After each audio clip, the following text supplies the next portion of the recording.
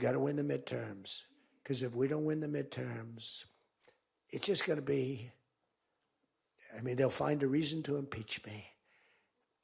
I'll get impeached. We don't impeach them. You know why? Because they're meaner than we are. We should have impeached Joe Biden for 100 different things. That's right. We should have impeached Joe Biden for 100 different things. Hey, everybody, I'm Ann Vandersteel, and we are live today. It is Wednesday, March 11th. And yeah, you guys, the Americans out there in the real world, we have been told that our elections are the most secure in the world. I roll my eyes. But if that's true, why are we still talking about these elections like they're the ugly baby of the American family? Why do millions of Americans no longer trust our elections? Why did the rules change overnight in 2020?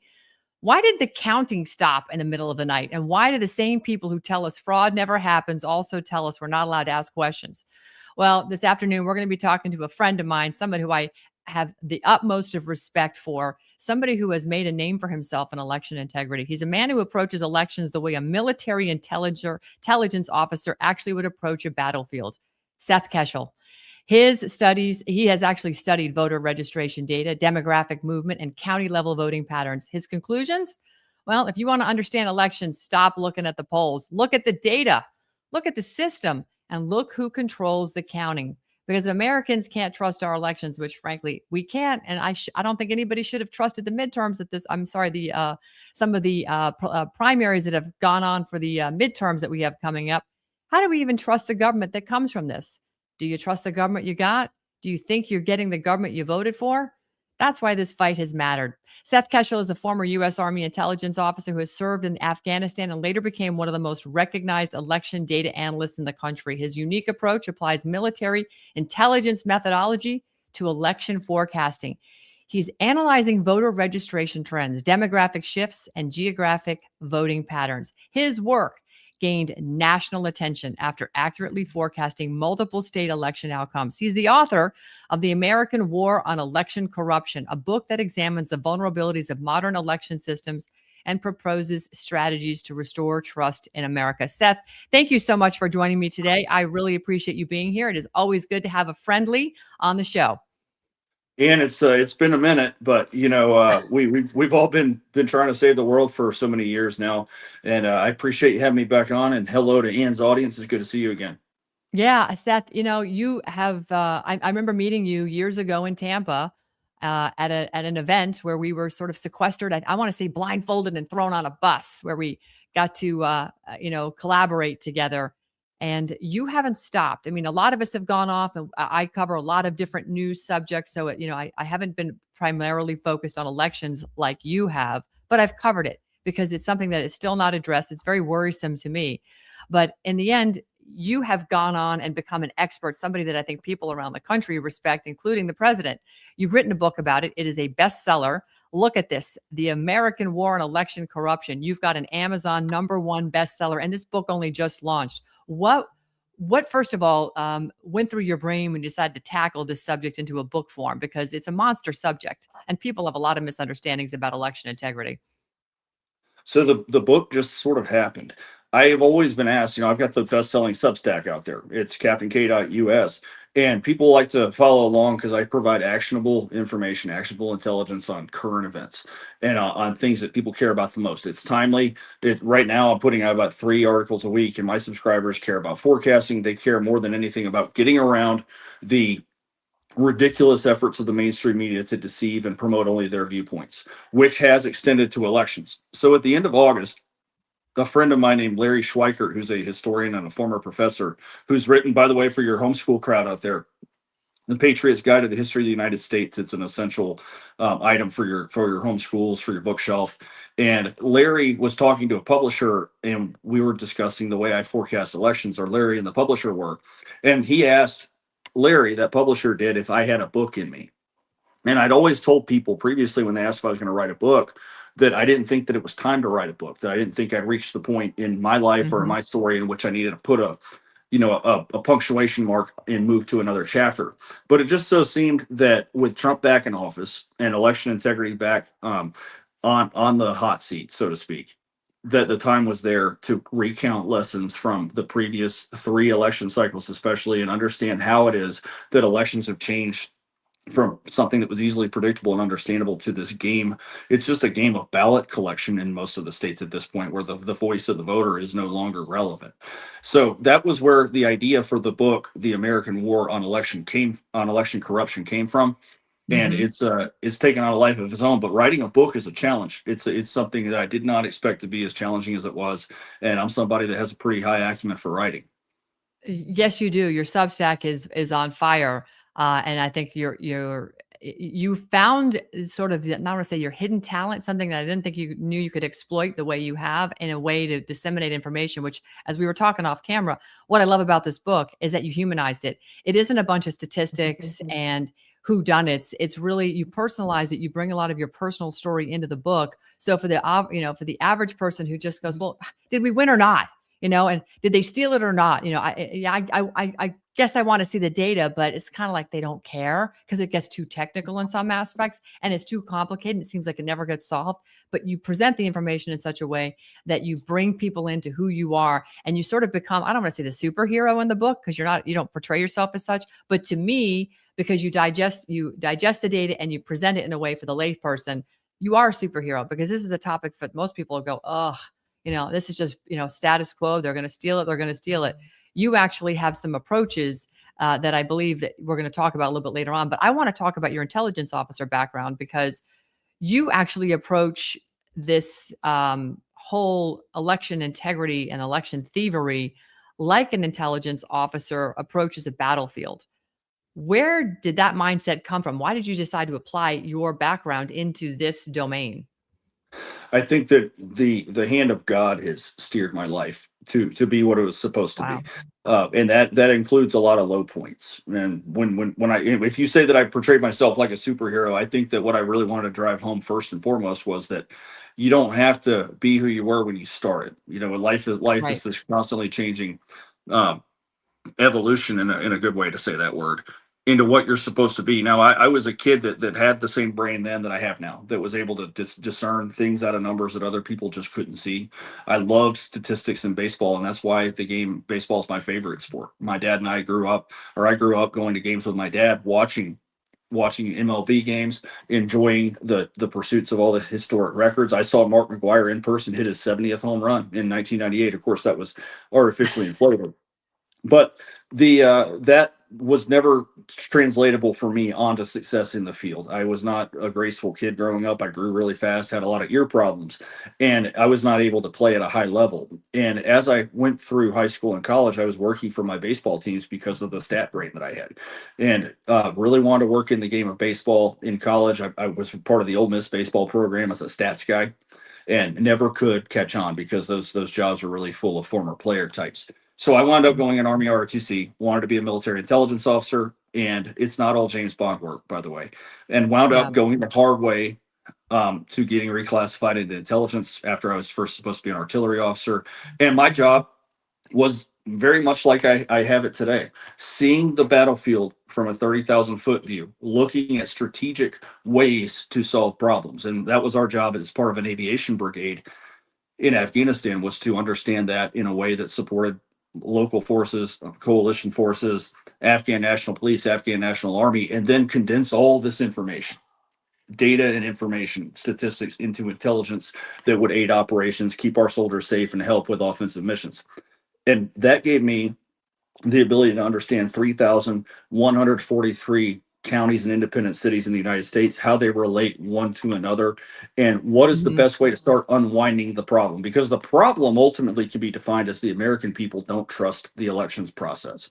And Right. we can separate President Trump from that. That's a lot of people that don't like the president. They say, well, what does it matter? The big orange man is in there. They don't seem to understand that the constitutional republic itself, which is one of your major lines of effort in your world, talking Yeah. about rights, talking about sovereignty of citizens.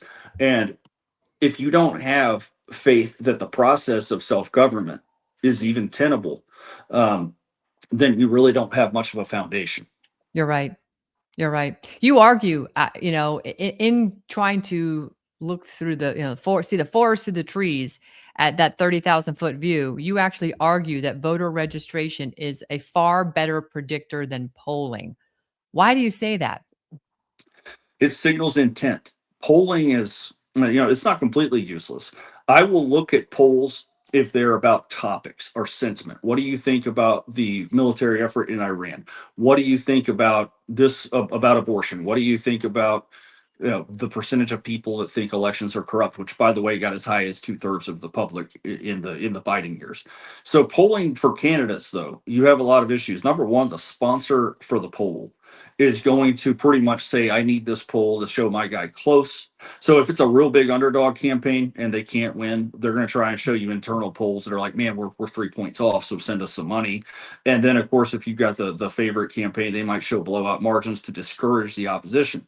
And then the mainstream media in the Trump years has done everything they can to show the swing states is unplayable, so the Trump folks don't show up and vote at all. So polls can be used to manipulate like that. And then even when they're conducted by honest people, there's still a margin of error because the way that the interviews are done, the way that the models are put together, that is a long way off. So if I've got a 3% margin of error, which is what I'm Right. saying, if I'm within 3 points of the final result, I'm technically correct. Well, 3 points in Pennsylvania is over 200,000 votes. So my model can spot votes of margin based on the way they trend one to another, and 200,000 votes is a lot of votes to miss. So polling on candidate races, number one, is prone to bias and rigging. And then number two, there's just legitimate errors now that because of the way people exist and communicate with one another or access information, it's less accurate than ever before. Everyone used to have a landline, but now I might not be able to get this under 49 demographic on a landline or by email. They don't answer texts from strangers, so you might be Right. missing a lot of the equation.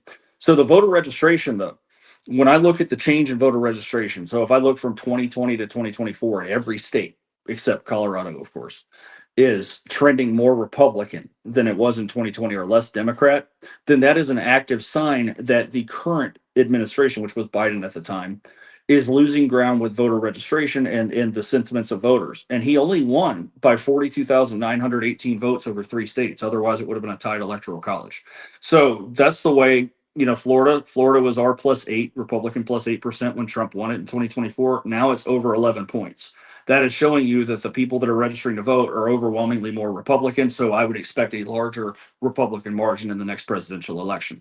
Over time, voter registration tells you, because a new registration is, hey, I am on board with MAGA, right? So that's somebody Right. registering now as a MAGA voter if they're registering Republican. They're not going to go register old school McCain Republican hoping it goes back. They'll just go register Dem or Independent. So how did the structural changes in 2020, how how should I say, I guess the correct phraseology, what structural changes in 2020 created the biggest vulnerabilities? And how did that expansion of what President Trump lamented about forever, the mail-in voting, affect election administration? So there is a long-term approach to rigging elections. And one of the reasons I had Newt Gingrich write the forward. I've had people on the grassroots will say, why would you get a Republican old guard to write your forward? Well, I want this book to penetrate past people that already agree with me. And Newt does believe the truth about elections. And one thing he said that I found particularly interesting was that elections aren't stolen, they're rigged. And I think I agree with that because the laws of the various states are very predictive for which party that state will support presidentially. Automatic voter registration, universal mail-in voting, ballot harvesting. So those have been being laid down in the laws for about a decade now, starting with automatic registration. Universal mail-in voting started to take root really at the beginning of this century, but only in a couple states. 4 more states jumped on board with that in 2020. And then even those who did not permanently jump on board with universal mail-in voting jumped in and made almost an all-mail election, like New Jersey, for instance. Right. Or you had Michigan going from 24% in 2016 mail-in ballots to 49% in 2020. You had a 634% increase in mail-in ballots from 2016 to 2020 in Georgia. So in the long run, they're rigging elections in the law, making the states very difficult to win in every election from here on out. But in the short run in 2020, with Trump on his way to re-election in March of 2020, then there had to be some special changes to make this faster. And that was where you have the changes on the fly to how many mail-in ballots are going to be out, extensions of early voting, everything Right. that could be done to put the foot on the scale. And the margin was still 42,918 votes in Wisconsin, Arizona, and Georgia. Amazing you can just cite these numbers off the top of your head. I can't even remember my parents' phone number. So That's the Rain Man, it is, man. You are the Rain Man. Exactly. Judge Wapner at 4. Judge Wapner at 4. So let's pull the onion. Let's pull the lens back. Let's look globally, because in the book you actually talk about election fraud not being new in America. What are the most significant historical examples people should know about? Because we've heard stories about CIA, color revolution, 72 countries, 20 years of overthrowing governments and putting our puppets in there. Is there anything that totally surprised you? You were in Afghanistan, fought wars over there. The thing that really hit home hard for me was when I was researching. There's a lot of research in the book. This is not a rant or a event post. I wanted this to be. You have to connect with the audience when you're. I'm known in election circles. I'm known in the grassroots, but I'll do shows in the mainstream sometimes. Where the first time I went on Sean Spicer's show, it's like everybody's like, "Well, who's this guy?" You know. But we've both stood on the stage at Clay's events and had thousands of people being like, "We know who this guy is." Right. So the moral of the story, it's a really big ocean out there. Yeah. And there's a lot of people. And so when we ask ourselves, well, why do people think this way or vote this way? There's a lot of people. And most people aren't that political, or they become political around election time. So Afghanistan in 2010 had elections. And that was a complete disaster. I mean, you had more than a quarter of the ballots that were bad ballots, fraudulent ballots, yet we still stuck the stamp of approval on it and moved on. So 10 years before the Trump Biden election, our country basically put the thumbs up to a fraudulent election in Afghanistan. And that was the year I was over there. So recounting what happened with when our government refused to hear any sort of claims, any sort of evidence about the 2020 election, which I don't think was our first big bad election. It was the one where we lost one of the more notable figures in human history in an election. But I think that the experience in Afghanistan with my experience in 2020 really animated me to want to put an end to this, because I think that it's a very frustrating thing that we are living under what is pretty much an autopilot government, whether we have Trump in there or not. Look at the Senate right now with the SAVE Act. Right. I am not quick to be angry about things people are disappointed with the current administration. I have a long-term approach to this, and I can find the silver linings and the gold in things that a lot of people get frustrated about. Sometimes people criticize me for being you're a sunshine pumper, but the point is, my focus has been elections. It remains elections. I believe a lot of things about elections that I really don't even need to put in the book, because I'm trying to make the elementary case too. So everybody that's listening here, your grandma that's been Republican for 60 years that doesn't like the way Trump sounds, will find a lot to chew on in my book. Great. So why is there such, when you start questioning elections, is the systems actually that, run the elections, why does it generate such in total and intense pushback, even from our own side? So the Democrats, of course, are going to push back on any claims that Joe Biden didn't beat Donald Trump. Donald Of Trump is course. the biggest villain in the history of their world, and now he's replaced George W. Bush, which is very interesting, because I remember being in college and listening to, this is the infancy of the internet age, when you could go comment on articles or comment on social media. Sure. And 2006, 2007, 2008, everybody and their mother was piling onto Bush, and I wasn't nearly as into politics then as I am now. But and we didn't have as much information then as we do now too. But you can see that they've changed places, or now Trump is the big bad boogeyman. And I suspect the next time we have a different Republican president, this could be JD Vance, Marco Rubio, or God forbid the Dems wind up in the White House in 2029. Some point in the 2030s, we'll have another Republican president. And if the way things are going now, we're going to have like a Franco run for the Republican Party one day, and that'll really make these Dems wonder how much they miss Donald Trump. But it is a derangement. It's a psychological condition. I believe that a lot of people sit online and become brainwashed. This is why True. I caution everybody to be careful about their algorithm. I just recently started posting on X again, which I'm not a big fan of, but I think it would be stupid to come out with a #1 bestseller and not use every ounce of your social media to push the book. Just Right. being honest here. No, But it's true. in November, I was poking around on X, and this was when Ole Miss's football coach Lane Kiffin was about to ditch the program. I went to Ole Miss, so I was interested. He was about to ditch a playoff team that went deep into the playoffs, almost made it to the national title game, and he wound up being hired by LSU. But I spent a couple hours poking around one afternoon with coaching news, and within a couple hours, X decided I was no longer interested in anything political and populated my Mhm. entire feed with college football stuff. I, So I, I, the I people know. that get stuck in with the indigestion, poking around in all the black pills, that's what happens is the algorithm populates you with nothing but black pills. And my take on things is that, and this isn't to say there's not legitimate criticism that should be levied. There's always Right. is, and good leaders actually accept good, constructive criticism. However, the attacks on Trump from the left have failed for 10 years. So the only approach to take now is to attack Trump from the right. So I think a lot of the attacks from Trump on the right, some of them are sincere, and they're grounded in, like, here's a good one. You said you'd focus more on domestic policy than foreign. That is fair. Okay, but to extend that all the way to the deepest conspiracies regarding every action. Look, I can make a case for what's going on in Iran without diving into the conspiracy theories, because Iran and Venezuela are essential to China's dominance in the rest of this century. Right now, Right. Energy, the correct. question is not whether we should have grabbed Maduro or whether we should blow up Iran. The question is, do we stick conventional forces in here for the next 2, 3, 4, 5, 6 years? That's what people don't want, and fear is Right. driving the anxiety here. But so far, I mean, I think that the coalition is probably on pace to neutralize Iran and create the peaceful conditions for the Middle East, which will prohibit future endless wars from future presidents. But it's a difficult world out there. I think that X is brainwashing people in a way, maybe not willingly, but it's you gotta inform your own mind and be able to explain your own positions.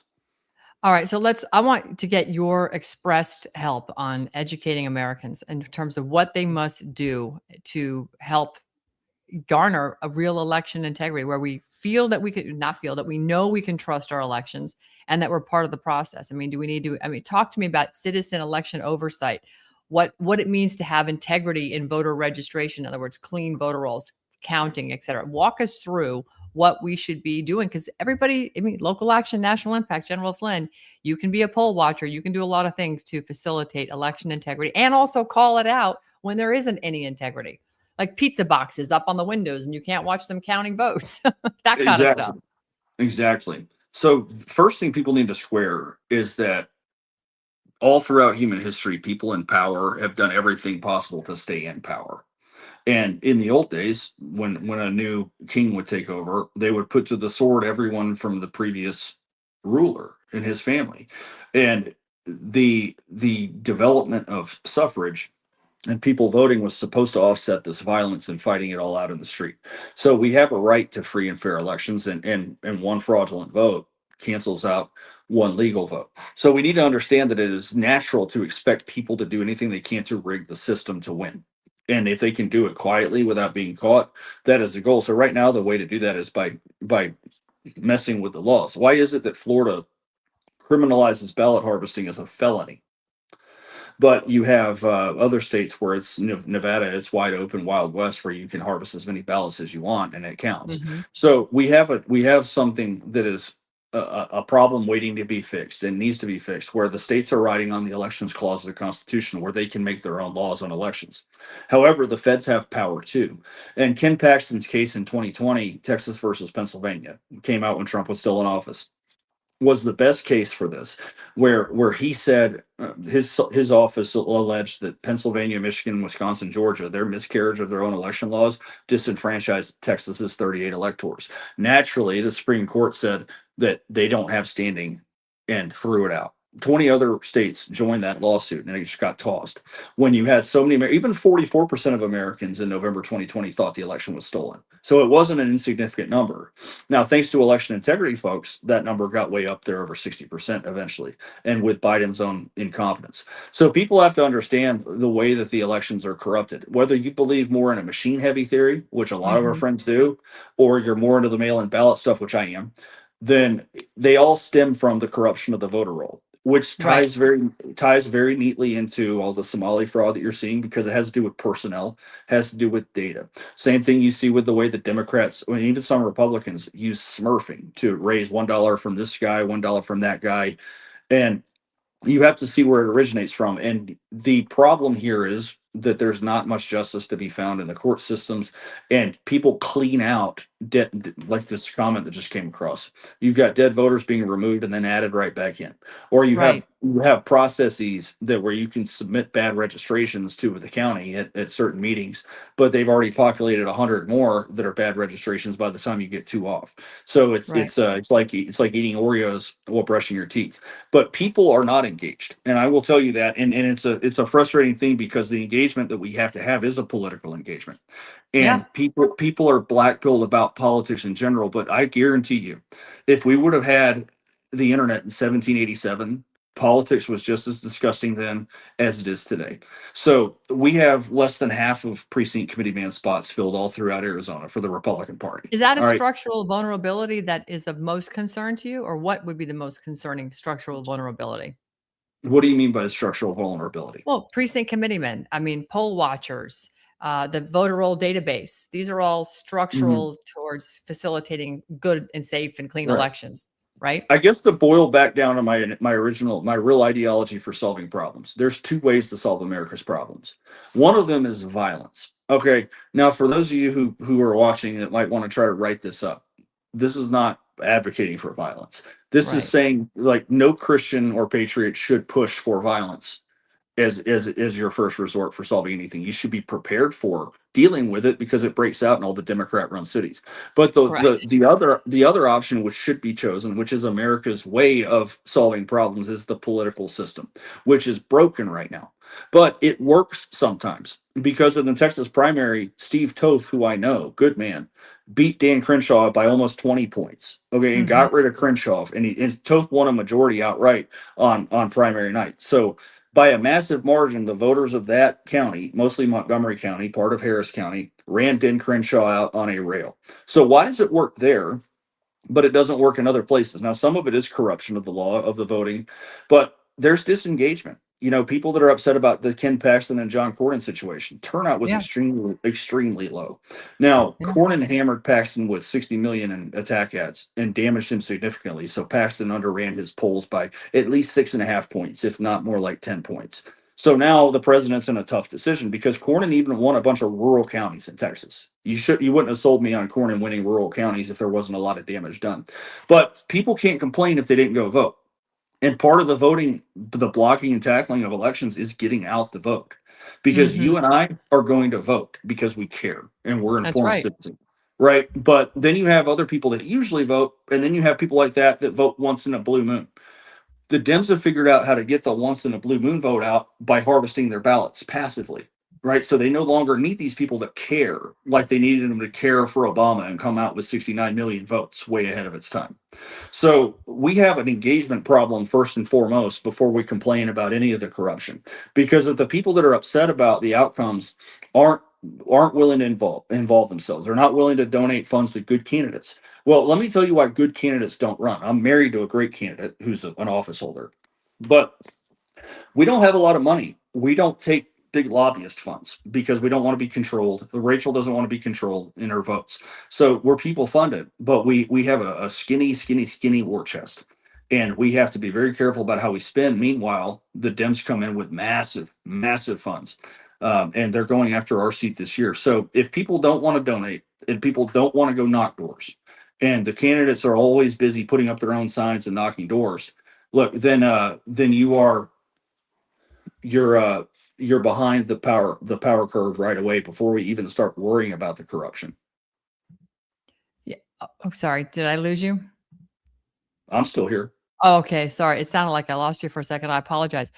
So, all right, Seth, let's dive into this book a little bit right now because there was a couple of things that stood out. If it's okay with you, I dog tagged them on my electronically since I have the Kindle version. I didn't have Mhm. time to get the hardcover or the paperback one before this interview.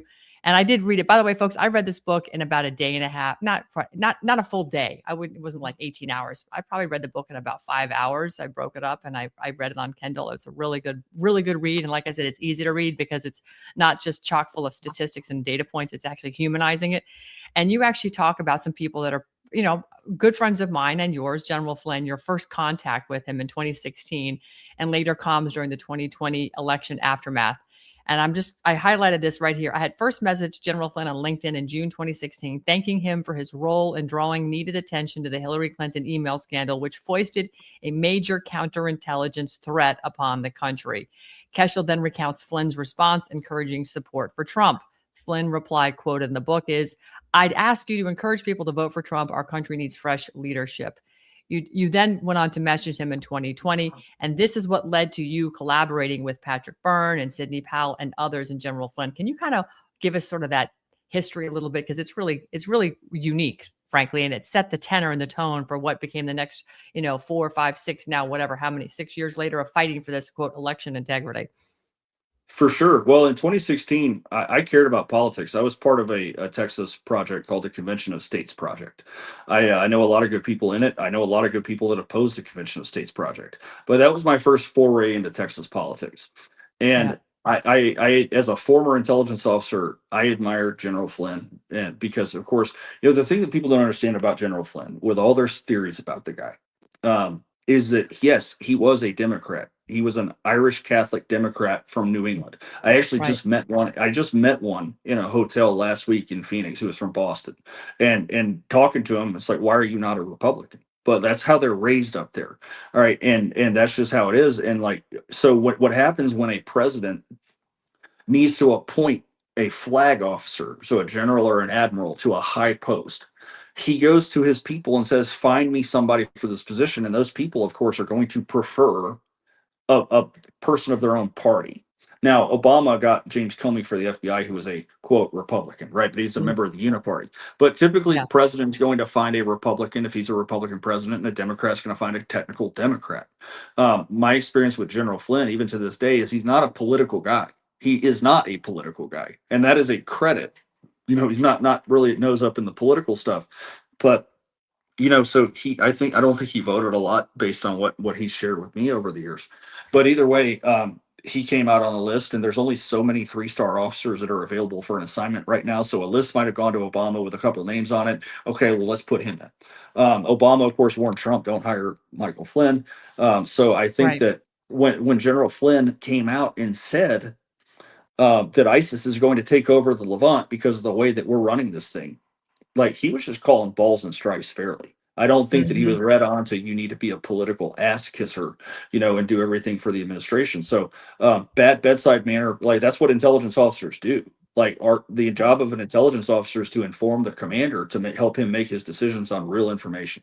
So if you don't want him to get mad at you, but you know that you're outnumbered 3-1 on the other side of that hill and you get everybody killed, then you made a huge grievous error that just caused major widespread chaos. But I had a lot of respect for him for that.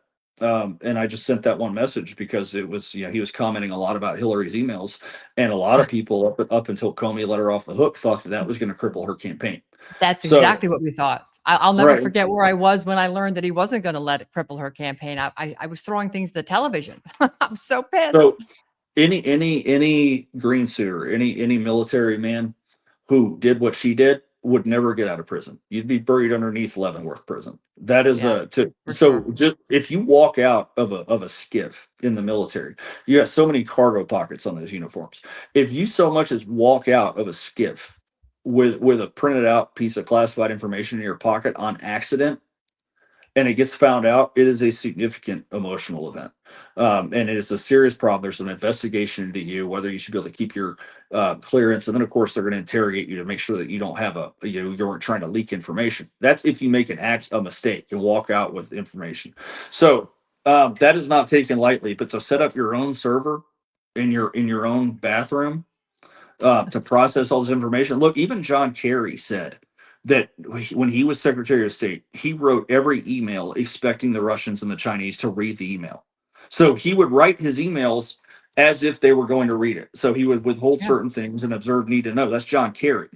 Okay, Yeah. so Hillary just had her own server that was accessed by anybody and everybody, which of course makes people wonder if she was selling secrets. But that was how I first contacted the general, and nothing moved for 4 years. And then I had this stuff going on with the 2020 election where I had my own research suggesting exactly where the cheating was occurring. And by the way, folks, 5.5 years later, all my stuff is proving right. So that was a Numbers don't lie, as they say. right, it aged well. So the reason I reached out to him a second time was because I saw Sidney Powell all over the news, and she Yep. was talking about how, we're gonna unleash the Kraken. Right. We're gonna file all these lawsuits, and I knew that Flynn and Powell were tied together because of his cases, and Right. that's when I reached out and I hit him several times with stuff. And the reason I went there was because the other people at the Republican Party, county level and state level, didn't give a rat's ass. Some of That's them right. went on vacation the day after the election. I am not kidding. The day after, and didn't come back for air for a few more days. So that was how I strong armed my way into the election integrity movement. Too big to rig. You talk about it. And we heard President Trump saying, we're going to make it too big to rig. You have a theory: massive turnout margins reduce the ability to manipulate outcomes, overwhelm the structural vulnerabilities. Do you think, being somebody who looks at the numbers and looking at all the registration, that we're going to have a similar turnout in terms of too big to rig? Or do you think we're still very much threatened because of the voter rolls and machines? I do believe Trump was too big to rig in 2024. My analysis of the 2024 election. So after that election, I did a region by region, or in the case of certain states, singled out certain states, called the 2024 election compendium. And I evaluated every state, and all of my evaluations, whether it's about who's the greatest baseball player of all time, who's the greatest president of all time, or how did this election pan out, my rankings are relative one state to the next. That's how I do it. So I might call out, say that one state is green in my reviews, and somebody's going to email me and say, well, we found this and this and this, but it's like relative. So relative to other big states, Florida runs great elections. They don't run perfect elections, but they run good elections. So I went through all the data. Harris lagged Joe Biden in 44 states. So she had fewer votes than him in 44 states. In a couple of those, she was almost even with him, like Pennsylvania and Michigan. Out of the 6 states where she surpassed him, then only 4 of them, were battleground states. One of them was Maine, which had a ripped off congressional race, and Utah was the other, which is probably population growth. But she lagged him by 1.8 million votes in her own home state. Everyone knows that a presidential candidate has a home field advantage and performs better in their home state, but not Harris. So Trump finished 9 points better off in California than he did in 2020 without gaining votes. He had almost the same exact vote total in California in 2024 as he did in 20. Flipped most of Central California, flipped Imperial County in the Southeast. And of course, California being 1.8 million light for Harris was pivotal for Trump carrying the popular vote. So when you look at Illinois, California, Massachusetts, New York, Florida, and Texas, those massive 6 states, Harris was missing like 5 million of Biden's votes. So I think the play was go light on the total national ballot count, try to win the electoral college and lose the popular vote. Then you're going to create a scenario where Harris wins the election, and then conservatives now want to get rid of the electoral college, which has to stay in place, especially now that the reapportionment is going to happen in 2030. So I think that the play was to overload the swing states. Stop 1 second. Reapportionment. Explain that to my audience, because that's I harp on the 1949. Oh, you can't hear me? Can you hear me now? How about now? No? So strange. Let me do this. You want me to log out and log back in? No, I'm going to log out and log back in. I'll be right back. Just 1 second. I'm going to refresh.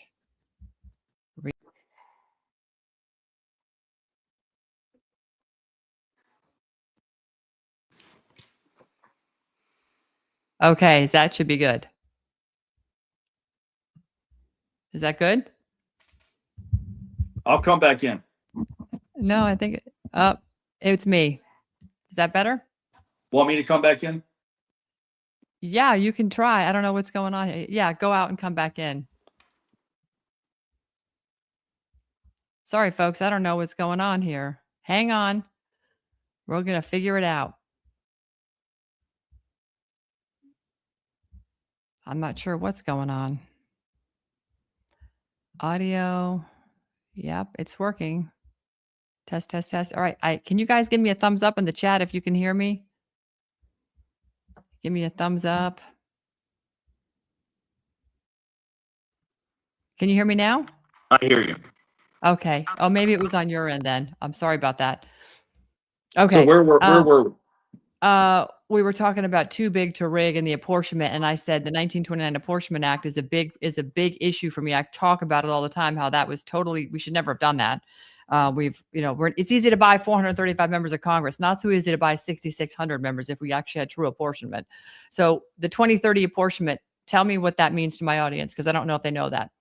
So the Electoral College favored Republicans by 3 more electoral votes than it did in 2020. So Trump's 232 from the fraudulent 2020 election was worth 235 on the 2024 map. Now, Okay. the Census Bureau itself admitted that they botched the count.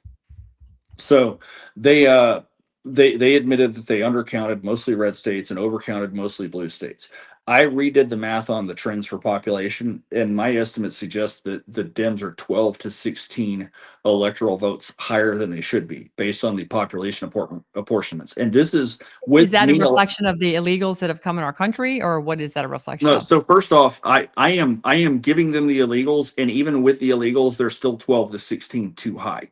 All right, so if you took the illegals off, it would be even more than that. If you sent Okay. them back out, if you sent out 20 million or 25 million people.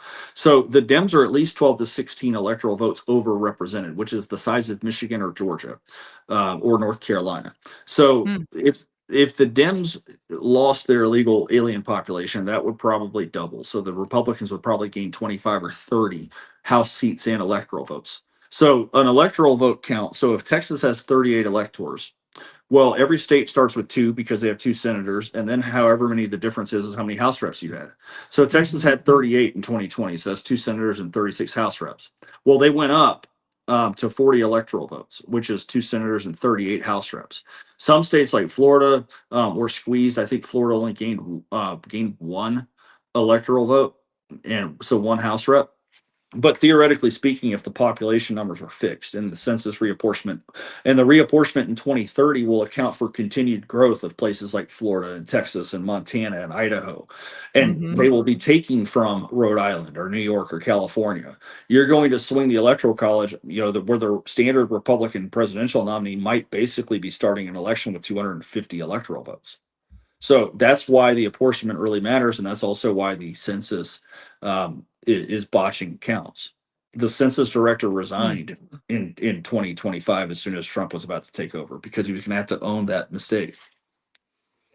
Wow. All right. Well, from your lips to the should we say the people in charge's ears, because I personally wish we would go back to what our Constitution called for. 1 representative for every 30,000 people. Do you think that's an unreasonable thing in today's electronic age when people were zooming in during COVID? Why can't we zoom in for Congress meetings? Why do we have to have the District of Corruption cesspool where the din of iniquity exists just so they can lure you into sleeping with children, all kinds of sick, disgusting debauchery that goes on there? Why not go back to 1 for every 30,000? Well, I'm running some numbers right here as I tend to do, Ann, and I'm coming up with 330 million divided by 30,000, and I get 11,000. So we would need 11,000. we would Okay. need 11,000 House reps to have 1 for every 30,000 people. So I mean, we're up to our eyeballs with 435 House reps of corruption. wouldn't it Can be you imagine easier? 11,000 bought off lobbyist mules? Well, and that's what I was just going to suggest.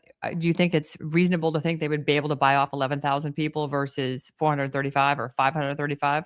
And should we Yes, not? You think they'll but still do it? so New Hampshire has a state delegation like that where they've got hundreds of House members. So Yeah, it the is. largest state legislature. Yeah. Yeah, I think that we'd be better off handling the corruption by I think term limits are necessary. Absolutely. There's a lot of these bread and butter conservatives out there that say, well, we do have term limits. Mhm. They're called elections, and they're not factoring in the corruption of the election system or the impact of big dollars. So you can literally buy your election these days, depending on the race. Not every election can you buy. But John Cornyn is still alive in the race today because he spent $60 million attacking Ken Paxton and getting out the vote and everything else. So this is actually an area where grassroots conservatives and grassroots Bernie bros connect because there is too much money in politics. I know it firsthand, being the first gentleman of my legislative district. So that's a big problem that we have. But if you run these folks out, I mean, what, 6 or 8 years in the U.S. House and maybe 2 terms in the Senate, done. I'm not going to say 1 term because you got to have some people with some seniority and continuity, and you have to have a leadership structure. But That's a major problem. The repeal of the 17th Amendment would be great, which Yes. allows for state Yes. legislatures to control folks like John Cornyn. Yep. But that's a heavy lift, and we're not anywhere near that on the Overton window, Do you unfortunately. think that the state legislatures ultimately should we, let's just say we drained DC and we actually got real elections and we put real people that actually cared about America in Congress and in the Senate?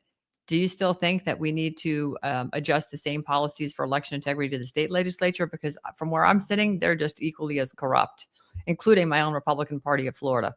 That's the ultimate chicken and the egg problem, where Yeah. the states insist they have the laws in their favor to create their own election laws, and Right. then the federal government though has to guarantee everyone a form of Republican government, right, where you're not disenfranchised, where you have the right to a free and fair vote. So if your state's votes are blotted out by a state that pulls off all the stops to make sure their party wins the state, I mean, imagine it just theoretically, if a state legislature created laws in which New York City could vote for 8 weeks in a presidential election, but the upstate portion of New York only got 2 weeks. Right. Well, that would clearly be unfair, even if a Democrat majority and a Democrat court green lighted it. Right. Then you would have to have some degree of oversight. So the federal government exists for a reason, and that is to enforce the Constitution and administer justice. So we just, as conservative people, don't like the federal government because it's too big and it threatens too many liberties. And even when Republicans run it, it's still not a leaned out version of something that stays out of your life.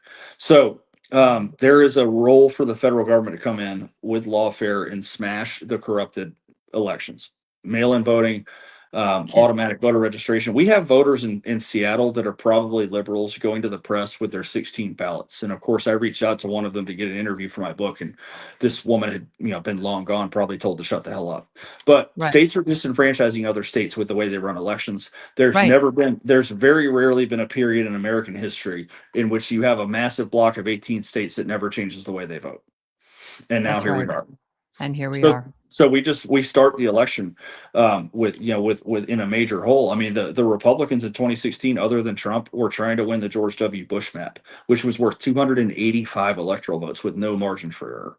That's right. So So Trump flipped the Midwest and gave them some more life. here's the $64,000 question, the SAVE Act. And this is just fresh off Politico today. There's plenty of articles coming out about it, but it's looking a little bleak, Seth. What is your feel on SAVE Act? Is it worth passing? Can we pass it? If not, it goes back to the people, doesn't it? Yeah, I don't think it's going to get through. And I figured that there was I a don't chance either. it would happen. So Trump has Cornyn by the balls if he wants to. He could simply go to the Senate. Is how bad do you really want this guy here? Because Senator Thune was saying that he really wanted Trump to endorse Cornyn. Well, that's not a really good endorsement. And even if it were to happen for political reasons in which we could understand, it still sucks.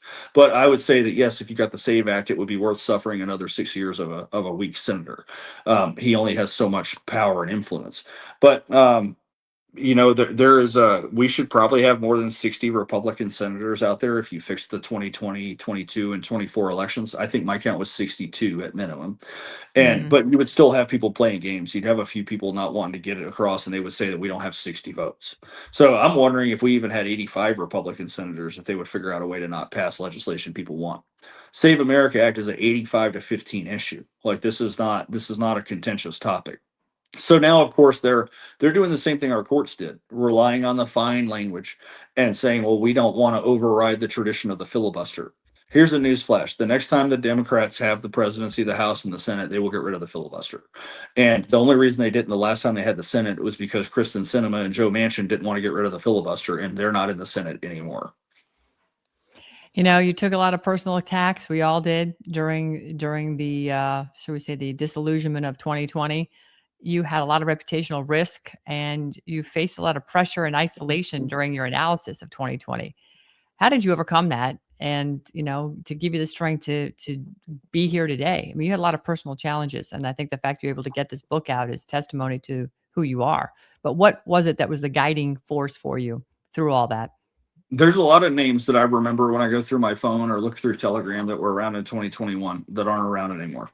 And not necessarily a criticism, but once you get out in the world where you have a prominent voice, I don't like the term influencer. I think that there's good and bad. I agree. I think it's gross. Agree. I think there's good and bad people that somebody could call an influencer. Yeah, Yeah. nobody can define, somebody with 1,000 followers an influencer. I don't really know. I think some people have monetized X to where they put out negative news all the time, to be collecting ad revenues and not worry Yep. about getting information. But once you become a quote influencer, or you become somebody with a big following, it's not so easy to go back into the corporate ladder, because then you have a big name on you. Then the first liberal that figures out where you're working is going to run to your management. In my case, I had a big article written about me and others, including General Flynn, by Reuters, and I thought it was really cool to be included in that same Roto-rooter. group. Yeah, and then 2 weeks later, on a random Tuesday afternoon, I got canned at the beginning of the year. So it's difficult for people that go behind a microphone like you, travel around, write books, get in the crosshairs of the media to sustain meaningful careers, especially if they're young and they have to That's make a right. living. You become Um, marked with the letter or a quad S, as in my Right. case. So I guess the good news is once your raft gets pushed out in the middle of the ocean, you got nowhere else to go. Right. And kind of like Zachary Mayo and Officer and a Gentleman, I got nowhere else to go. So early 2022, life was difficult. A lot going on in life. I didn't really have anywhere else to go but straightforward. And I think that seeing through the mission that you believe in, having faith, that God is going to take care of you and give you what you need to get through and stick it out. Look, in that what I used to say all the time: if not you, then who? That's a true story. Like, if It somebody's is. not going to stand up, then we're going to suffer. Like, people sit You're here right. and hope it all changes, but I can sit here all day long and wish I could bench press 400 pounds. But unless I go out in my gym and I lift Okay. weights all the time and I eat right and I sleep right and I do my training, prayers, and vitamins, brother, to quote Hulk Hogan, then I ain't going to be able to lift that weight. Or if I'm 400 pounds and I want to drop weight and I don't get out and walk and watch what I eat, then I ain't going to happen. So if you Right. want better outcomes and you're in journalism like you, but you don't want to take a tough stance, or you don't want to speak truth, or you don't want to have a controversial guest on, that you're not going to move the needle, Yep. and if you're in elections and you just want to leave good enough alone, and if you're in politics and you don't have precinct committeemen stepping up, going to knock on doors, having events to talk to your neighbors, then you can expect poor political outcomes. And Yeah. that's You're really right. where we are. And a lot of it is conspiracy, and a lot of it is corruption, but a lot of it is look in the mirror. We have a lot of problems that are self-inflicted.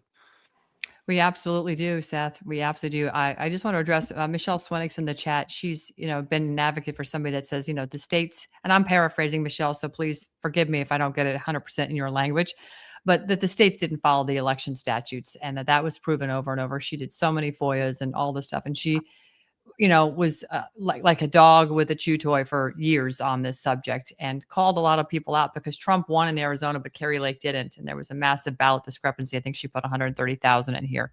Her ballots were rejected, but Well, those look, totals. she's right about that.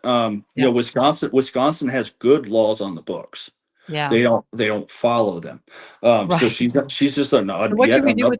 with those states that do this? Because we could go to paper ballots, and then we could find out that they're putting pizza boxes on the windows again, and they're lying about the count and Mm. whatever, on and on and on. So what do we do with these people? Should they be hung, executed, what? Because they're No, stealing. Michelle should not be hung. No, not Michelle. No, I know. Look, Michelle is yet another long line of people in Arizona that's been front and center of elections. Arizona Yep. is ground zero symbolically for the 2020 election, despite all the Yep. other problem states. Maybe Georgia probably try to challenge for the title, but she's right about that. Getting people to follow the laws is difficult. Right now, we got a huge fight in this state between the Maricopa County Board of Supervisors and the recorder, Justin Heap. Justin Heap's a good guy. Served in the legislature with my wife.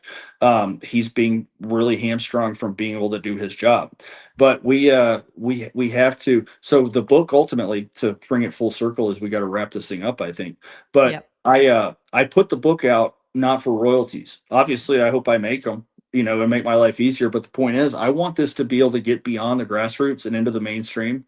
And it's Right. an area we've allowed the left to command the information space for. So that was the purpose of the book. It makes it simple for everybody to understand, pretty much what Michelle just said. You have people avoiding laws, making new laws, and that creates the corruption. There are other states that have good laws that have less vectors to cheat the elections, and therefore you Right. get better results. That's exactly right.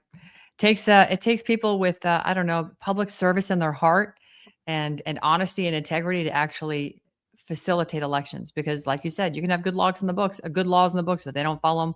You're not going to get a good outcome.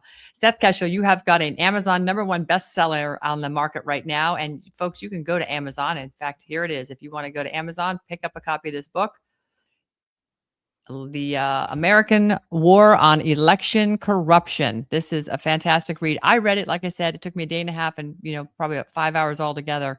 I got it on Kindle, and it's a fabulous read. He adds a lot of personal touch in there, but he explains this in great detail, and it's not painful to read. It's actually an entertaining read because Seth is a brilliant writer and he's entertaining.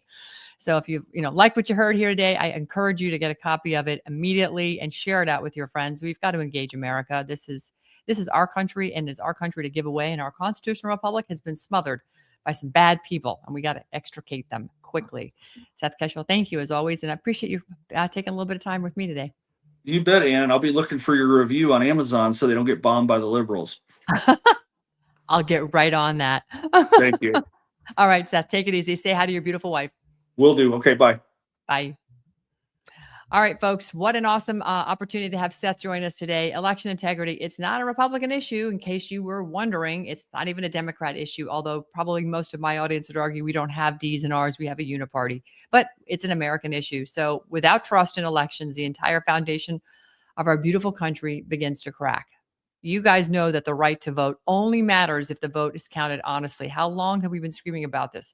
If we're told that we're not allowed to ask questions about the process, that frankly should be a massive red flag and should concern everybody. If you see pizza boxes going up on the windows while they're counting paper ballots, definitely have a throwdown. Seth Keshel's work reminds us of something very simple, because he calls for citizen involvement, transparency, strict election procedures, accountability mechanisms, and the election integrity determines the survival of our republic. That much is really clear. If you guys want freedom, we got to have transparency. And that fight for honest elections may be the most important battle that we face in our lifetime. You guys have been awesome. Thank you so much. I want to remind everybody, we have a book out, CPS Pipeline.